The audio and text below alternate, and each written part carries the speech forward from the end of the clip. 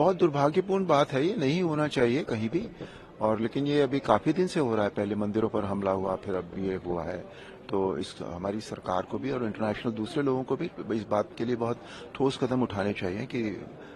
जो भी हिंदू हैं वहाँ वो सेफ फील करें। और अगर वो सेफ फील नहीं फिर भी नहीं कर पाते हैं तो उनके लिए दूसरी व्यवस्था होनी चाहिए, या तो उनको यहाँ देश वापस लाया जाए, जो भी है। सबसे बड़ी बात सर ये है कि इस्कॉन जो कि आस्था का केंद्र है और वहीं के एक महंत के साथ भी इस तरीके का व्यवहार हो रहा है,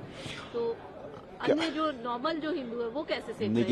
नेगेटिव लोग जो होते हैं कई बार ये उनकी स्ट्रैटेजी होती है कि वो ऐसी जगह पर हिट करते हैं कि एकदम उनका जो भी वो कहना चाहते हैं वो सबको समझ में आ जाए। जिस तरह से टेररिज्म होता है कि वो उस तरह से हिट करते हैं, हालांकि तो यही उन्होंने इस्कॉन पर इसीलिए ये सारा कुछ किया है ताकि ये बात बहुत बुरी तरह से फैल जाए चारों तरफ।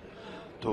पर जो भी हो रहा है बहुत गलत है और इसको ठोस कदम उठाए जाने चाहिए। सर संभल की जो घटना है जिस तरीके से हुआ, लेकिन उसके बाद भी राजनीति भी तेज है और लगातार, हालांकि डिटेन भी वहाँ पर कई लोगों को गिरफ्तार भी किया गया है, FIR भी हुए हैं, तमाम चीजें हुई हैं, लेकिन फिर भी कहा जा रहा है कि सरकार की कहीं न कहीं गलती रही है, पुलिस प्रशासन की गलती रही है, यही सबसे बड़ी वजह मानी जा रही है विपक्षियों की तरफ से, ये कहा जा रहा है। विपक्ष तो नेचुरली ये कहेगा ही कि सरकार की गलती है, सरकार की कमजोरियां हैं, लेकिन जिस तरह के हालात बने थे उस तरह के हालात को देखकर ये महसूस होता है कि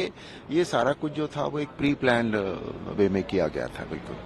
सर, इतनी प्रचंड जीत हुई है महाराष्ट्र में, लेकिन उसके बाद भी लगातार कांग्रेस ये कह रही है, मल्लिकार्जुन खड़गे ने कहा कि भारत जोड़ो यात्रा की तरह हम एक यात्रा निकालेंगे जिसमें कि बैलेट पेपर के माध्यम से चुनाव हो, क्योंकि ये जो चुनाव हुआ है ईवीएम के माध्यम से हुआ, पूरी तरीके से ईवीएम मशीन जो है वो गलत निकली है, फॉल्स, ये कैप्चर किया गया।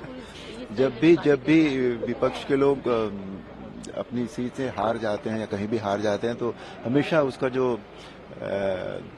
इल्जाम है वो ईवीएम पर आ जाता है, तो ये तो ठीक नहीं है। अब बैलेट पेपर पर वापस जाने का मतलब ये है कि हम पुराने उसमें वापस जा रहे हैं। जो हमारे जितने हम डिजिटलाइजेशन हो रहा है, आज इतनी तरक्की हो रही है टेक्नोलॉजी में, हम फिर अपने आप को वापस ले जाने की कोशिश कर रहे हैं। तो और ईवीएम पर बार बार ये होता तभी है, आप उठाकर देखिए कि जब भी हार जाते हैं तो वो ईवीएम पर इल्जाम लगा देते हैं।